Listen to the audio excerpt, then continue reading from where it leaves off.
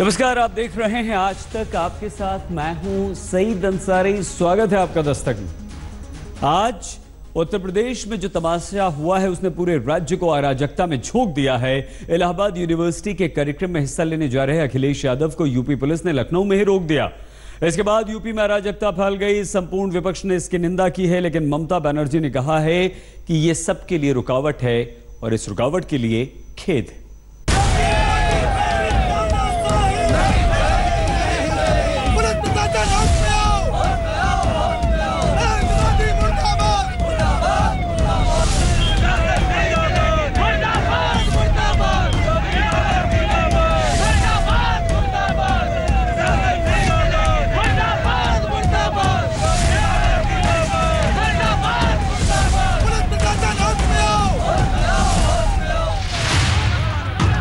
उत्तर प्रदेश की जमीन पर यह हंगामा इसलिए बरपा है कि एक बड़े आदमी को आसमान में उड़ने से रोक दिया गया।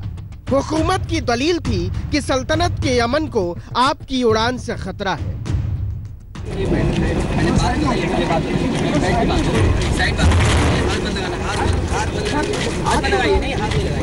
अगर जोगी का राज में एक कॉलेज प्रोग्राम में एक लीडर जो यूपी का लीडर है, जो एक चीफ मिनिस्टर है, जाने नहीं सकता है, तो सबको लिए रुकावट है और रुकावट के लिए खेद है। अखिलेश यादव कुछ को चाहत थे, कुछ क्रोधित और कुछ कुंठित। बस 2 बरस पहले तक वो सूबे के निजाम हुआ करते थे और यही थानेदार सलाम ठोका करते थे।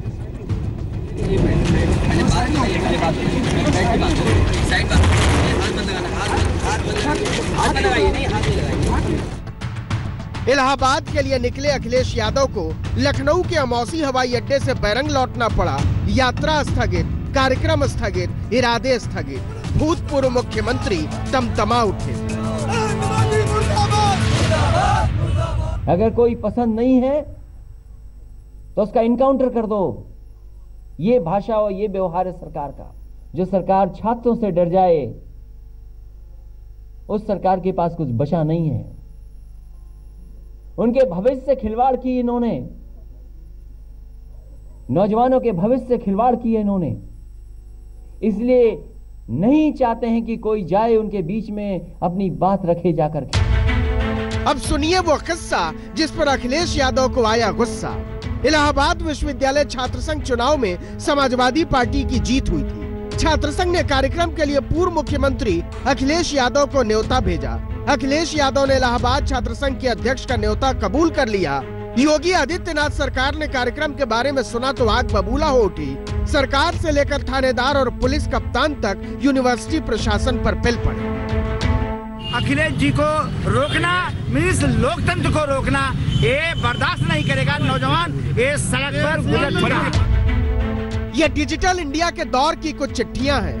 कर्नलगंज थाने के दारोगा से लेकर डीएम और सीएम तक सब जुटे हुए थे कि कैसे अखिलेश यादव को इलाहाबाद यूनिवर्सिटी पहुंचने से रोका जाए। 12 तारीख के कार्यक्रम को रोकने के लिए 7 फरवरी से लिखत पढ़त का दौर शुरू हुआ तो 12 की सुबह लखनऊ हवाई अड्डे पर धक्का मुक्की पर ही जाकर खत्म हुआ। कुंभ है, प्रतिदिन 25 से 30 लाख श्रद्धालु वहां पर आ रहा है। साथ साथ अब तक सफलतापूर्वक ये सारे कार्यक्रम वहां आयोजित हुए हैं। अपनी अराजक और विध्वंसात्मक गतिविधियों के लिए कुख्यात समाजवादी पार्टी इसी अराजकता को आगे बढ़ाना चाहती है। इसलिए इलाहाबाद विश्वविद्यालय के इस अनुरोध पर सरकार ने ये कदम उठाए हैं। योगी आदित्यनाथ कह रहे हैं कि अखिलेश यादव प्रयाग पहुंच जाते तो अराजकता फैल जाती। जरा सोचिए, अखिलेश को रोकने के बाद इतनी अराजकता फैली है तो वो पहुंच जाते तब क्या होता। उत्तर प्रदेश में कानून और व्यवस्था की धज्जी उड़ गई। इलाहाबाद में आग लगा दी गई। इलाहाबाद में ही दारोगा को दौड़ा कर पीटा गया। गोरखपुर में भयानक तोड़फोड़ की गई। इटावा में पुलिस के साथ झड़प हुई। अराजकता को रोकने की सरकारी कोशिश में पुलिस ने बदायूं के सांसद धर्मेंद्र यादव का सिर फोड़ डाला। अलोकतांत्रिक लोकतंत्री हत्यारी सरकार है और इसी शासन से आज इलाहाबाद विश्वविद्यालय के नौजवान लोकतंत्र विरोधी सरकार को उखाड़ फेंकने का संकल्प लेंगे। दिल्ली में संसद बैठी हुई थी। कार्यकर्ताओं में रार और तकरार की खबर पहुंची तो नेता भी भिड़ गए। वो तो सॉल्व हो गया है। क्या सॉल्व हो गया है? वो तो हल हो गया ना। अरे आप क्यों लोगों को गुमराह करते हो? जैसे मोदी जी करते वैसे तुम भी करने लगे। ये वही इलाहाबाद है जहां 29 जुलाई 2018 को अमित शाह की यात्रा का विरोध कर रही छात्राओं को योगी आदित्यनाथ की पुलिस ने बाल पकड़कर घसीट लिया था, उन्हें सरेआम पीटा था और थाने में बंद कर दिया था। अब अखिलेश यादव को इलाहाबाद यूनिवर्सिटी में दाखिल होने से रोककर योगी आदित्यनाथ ने अपना बदला पूरा कर लिया। याद कीजिए 20 नवंबर 2015 को इलाहाबाद यूनिवर्सिटी के छात्र संघ का ऐसा ही एक समारोह था। तब एबीवीपी जीती थी और योगी गोरखपुर के सांसद थे। छात्र संघ ने न्योता भेजा था, लेकिन तब के मुख्यमंत्री अखिलेश यादव ने कानून व्यवस्था के नाम पर उन्हें इलाहाबाद से बाहर ही रोक दिया। लखनऊ से कुमार अभिषेक के साथ आज तक। समझ लीजिए कि 2019 के चुनाव से पहले हर नेता एक दूसरे का रास्ता रोकना चाहता है और रोकते हुए कहता है कि रुकावट के लिए खेद है। लेकिन जिस तरह से प्रधानमंत्री नरेंद्र मोदी को दोबारा प्रधानमंत्री बनने से रोकने के लिए मोर्चेबंदी हो रही है, उसकी चर्चा सबसे ज्यादा है। कल दिल्ली में अरविंद केजरीवाल दिल्ली के मुख्यमंत्री ने रैली बुलाई और उन सभी नेताओं को बुलावा भेज दिया जिन्हें ममता ने कोलकाता बुलाया था।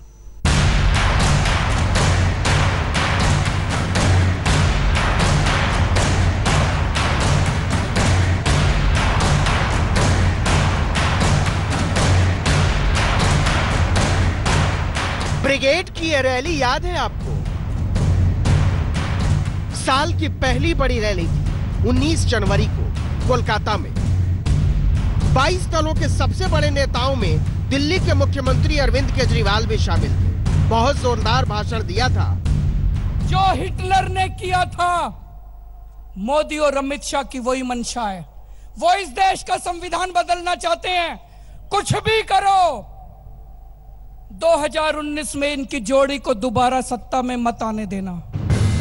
तभी से उनके मन में चल रहा था कि दिल्ली में कुछ बड़ा करना है और अब वो वक्त आ गया है। 13 फरवरी को दिल्ली के जंतर मंतर पर ब्रिगेड वाला जमावड़ा। तानाशाही हटाओ, लोकतंत्र बचाओ सत्याग्रह किया जाएगा। पश्चिम बंगाल के मुख्यमंत्री ममता बनर्जी जी, आंध्र प्रदेश के मुख्यमंत्री चंद्रबाबू नायडू जी और दिल्ली के मुख्यमंत्री अरविंद केजरीवाल जी इस सत्याग्रह को नेतृत्व प्रदान करेंगे। कितने आएंगे कितने नहीं मालूम नहीं, लेकिन सूची की लंबाई में कोई कमी नहीं छोड़ी है केजरीवाल ने। राहुल गांधी से लेकर चंद्रशेखर राव, शरद पवार से लेकर सीताराम येचुरी और ममता बनर्जी से लेकर मायावती तक। कुल मिलाकर जो धाक जमाने की कोशिश ममता बनर्जी ने कोलकाता में की थी, वही कोशिश केजरीवाल दिल्ली में करना चाहते हैं। एक दिन पहले नायडू के धरने में पहुंचकर केजरीवाल जता भी आए हैं कि हम आपके साथ हो न हो, मोदी के खिलाफ जरूर हैं। मुझे बताया गया कि प्रधानमंत्री जी ने तिरुपति में जाके भगवान के सामने ये कहा था कि वो आंध्र प्रदेश को स्पेशल स्टेटस का दर्जा देंगे, लेकिन जो उन्होंने भगवान के सामने बोला, उस बात से भी प्रधानमंत्री जी मुकर गए। ये बड़े दुख की बात है। मतलब नरेंद्र मोदी को हराने के लिए मोर्चेबंदी का नया पैतरा है केजरीवाल का सत्याग्रह। केजरीवाल 4 साल में ही समझ गए हैं कि राजनीति में कहने और करने में कोई समानता होती नहीं है। इसीलिए केजरीवाल आज बुलौआ लेकर कांग्रेस के दरवाजे पर खड़े हैं। आइए, पधारिए। ये अलग बात है कि प्रदेश कांग्रेस अध्यक्ष शीला दीक्षित ने उन्हें सोच में डाल दिया। मुझे नहीं पता इस प्रपोजल का, जब आएगा तब देखेंगे क्या होगा। मुश्किल इतनी ही नहीं है, हालत ये है कि जिन राज्यों में एक दूसरे की सूरत भी पसंद न थी, वो आज मोदी को हराने के लिए 7 जन्म के साथी हो गए। दिल्ली में आम आदमी पार्टी कांग्रेस को देखना पसंद नहीं करती, बंगाल में टीएमसी और सीपीएम एक दूसरे को देखना नहीं चाहती, आंध्र प्रदेश में टीडीपी और टीआरएस एक दूसरे को पसंद नहीं करती, तो यूपी में माया, अखिलेश और कांग्रेस का आपस में झगड़ा है। मायावती जी और अखिलेश जी का मैं आदर करता हूं, मगर कांग्रेस पार्टी पूरे दम से लड़ेगी। भारतीय जनता पार्टी को हटाने के लिए समाजवादी पार्टी और बहुजन समाज पार्टी ने गठबंधन किया है और इस गठबंधन में बहुत सारे दल शामिल हैं, उसकी मदद करें। स्क्रिप्ट तैयार है और शूटिंग शुरू होने वाली है, लेकिन 2019 की शूटिंग का क्लाइमैक्स अभी भी लिखा नहीं गया है। अभी तो अलग अलग सीन निपटाए जा रहे हैं। नायक और नायिका का भेद पिक्चर रिलीज होने के बाद खुलेगा। आज तक नेता तो रुकावट देखते रहते हैं, लेकिन सीबीआई वालों को लगता है कि उन्हें कौन रोक सकता है। लेकिन सीबीआई के तत्कालीन अंतरिम निदेशक नागेश्वर राव को आज सुप्रीम कोर्ट ने समझा दिया कि रुकने का मतलब क्या होता है। बिना पूछे मुजफ्फरपुर केस के जांच अधिकारी का तबादला कर दिया गया था। कोर्ट ने कहा दिन भर कोर्ट में ही बैठे रहिए। सर कुछ कहेंगे? सर कोर्ट ने कंटेम्प्ट का माना, कुछ कहेंगे सर? क्या किसी सिनेमा वाले जज ने किसी मुलजिम को तड़पाया होगा जो सुप्रीम कोर्ट के सबसे बड़े मिलॉर्ड ने सीबीआई के सूबेदार को समझाया है। शाम के 4:20 पर नागेश्वर राव जब सुप्रीम कोर्ट से निकले तो सांस लेने से पहले भी सोच रहे थे कि अवमानना तो नहीं हो जाएगी। अदालत के आदेश में खयानत की सजा थी कि जब तक अदालत बैठी रहेगी नागेश्वर राव भी कोर्ट में बैठे रहेंगे। 1 लाख जुर्माना अलग से। नागेश्वर राव जब सीबीआई के साहब थे तो उनकी अंगुली के इशारे पर आरोपी उठते बैठते खांसते थे, लेकिन मंगलवार को उनकी सांस रुकी हुई थी। सर्वोच्च अदालत रंज थी कि हमारे कहने के बावजूद आपकी हिम्मत कैसे हुई मुजफ्फरपुर शेल्टर होम के जांच अधिकारी का तबादला करने की। आपकी सजा ये है कि अपने कानूनी सलाहकार एम भासुरन के साथ जाकर कोने में बैठ जाइए।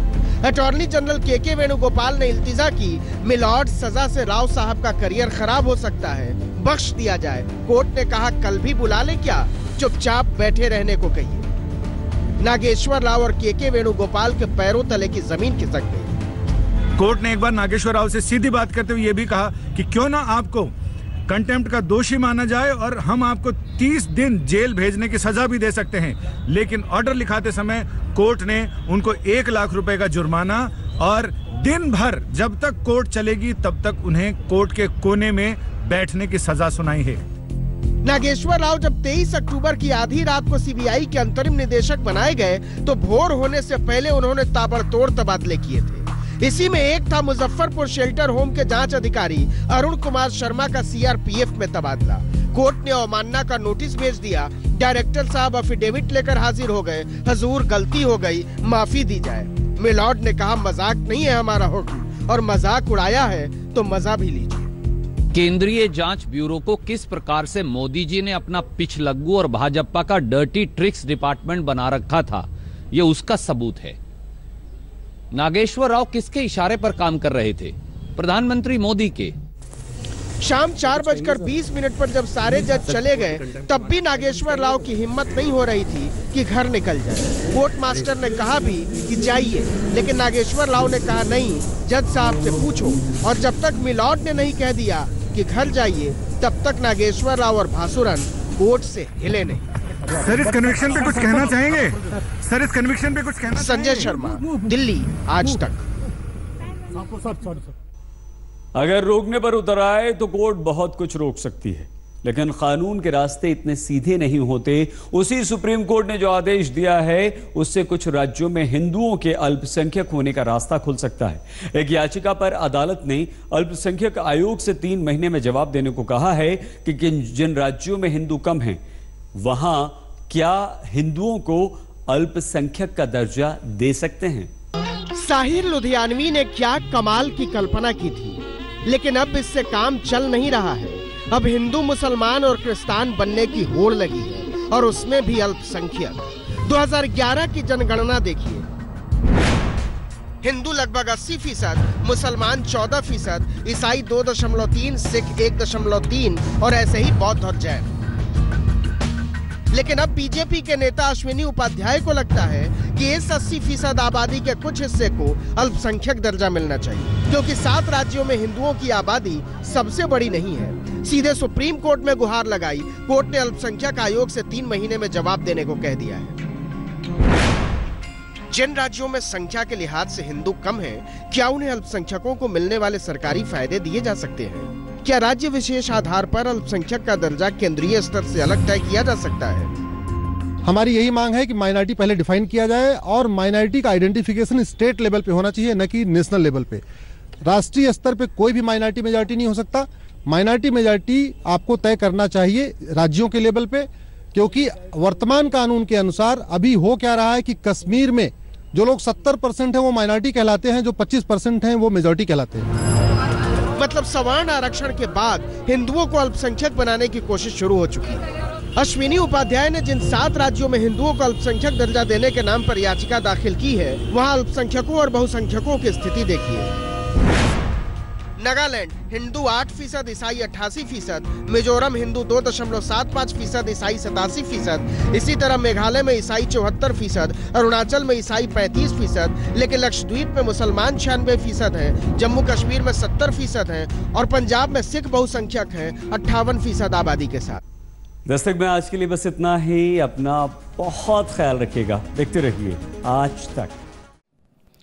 लेटेस्ट खबरों के लिए यूं ही देखते रहिए आज तक और इस वीडियो के पसंद आने पर लाइक, शेयर और सब्सक्राइब करना ना भूलें।